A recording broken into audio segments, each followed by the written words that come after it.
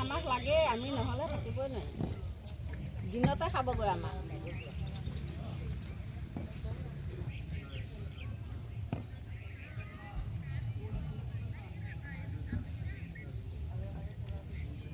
পাঁচ ছমাহৰ আগতে যিটো কণ্ডিশ্যনত ভুগিছিলোঁ গোটেই অসমবাসী ৰাইজে গম পাইছে এইটো কোনো লুপ্ত বস্তু নহয় তেখেতলোক থকাৰ কাৰণে আমাৰ বহুত মানে সুৰক্ষিত হৈ আছিলোঁ তেখেতলোকক অকস্মাত লৈ যাবলগীয়া হ'ল আমি গৈছিলোঁ হিমা দাসৰ ওচৰলৈ তেখেতে আমাক SP ওচৰলৈ পঠিয়ালে SP ওচৰলৈ যাবলৈ আমি সময় যথেষ্ট নাপালোঁ তাৰ কাৰণে আমি বহুত দুখিত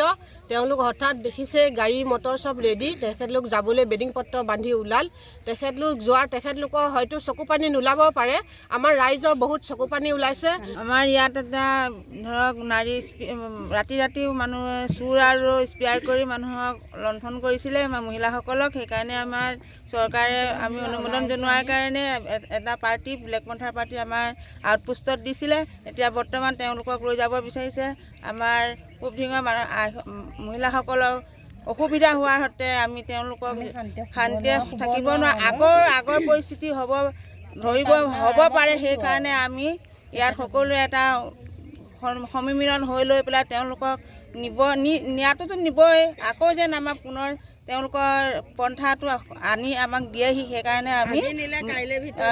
আমি মুখ্যমন্ত্ৰী হেমন্ত বিশ্ব শৰ্মা ছাৰলৈ আমি অনুৰোধ জনাইছোঁ যে তেওঁ আমাক বিবেচনা কৰি আকৌ যেন এটা পাৰ্টি আমাৰ আউটপোষ্টত দিয়ে তেখেতলোক থকালৈকে আমি ধৰ ধুনীয়া নিৰাপত্তা হৈ আছিলোঁ তেখেতলোক আজি যোৱাৰ পিছত আমি যাওঁ সেইখিনি অৱস্থালৈ আকৌ উভতি নাযাম তাৰ কোনো মানে নাই আমাৰ পূবধিঙত খলগুৰি যিখন থানা আছিলে আউটপোষ্ট আছিলে ইয়াতে আমাৰ 25 বছৰমান ধৰি থানাখন বন্ধ আছিলে তাৰপিছত আকৌ পুনৰ থানাখন আৰম্ভ হয় পূবধিঙত বহুত অপ্ৰীতিকৰ ঘটনা হৈ আছে হৈ থকাৰ পিছত আমাৰ এই কামাণ্ডো পাৰ্টিটো ইয়াত দিয়া হয় চৰকাৰে বিবেচনা কৰি তাৰপিছত আমাৰ এই পূবধিং অঞ্চলটো অলপ সুস্থিৰ হয় গতিকে এতিয়া পুনৰ তেখেতলোকক আকৌ নিব ওলাইছে চৰকাৰে আমাক পুনৰ তেখেতলোকক লাগে কাৰণ আমাক তেখেতলোক থকাৰ কাৰণে আমাৰ খলগুৰি আউটপোষ্টৰ আণ্ডাৰত যিখিনি অঞ্চল সেইখিনি আমাৰ সুস্থিৰ অৱস্থাত আছিল